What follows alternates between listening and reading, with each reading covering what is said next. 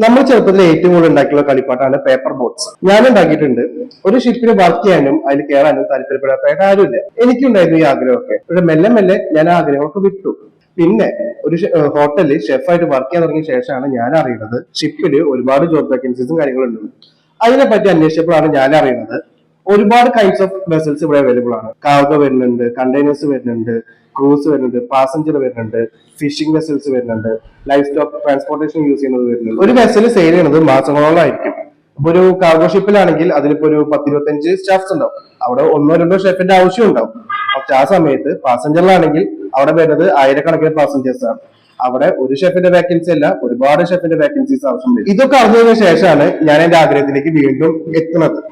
എന്റെ professional chef ഇപ്പോ എന്റെ ഒരു പഴയ ആഗ്രഹമായിരുന്നു ഷിപ്പിൽ കയറണം എന്നുള്ളത്. അതിപ്പോ ഓൾമോസ്റ്റ് സെറ്റായി. ഇതുപോലത്തെ ആഗ്രഹങ്ങളും സ്വപ്നങ്ങളും നിങ്ങൾക്ക് ഉണ്ടാവാം.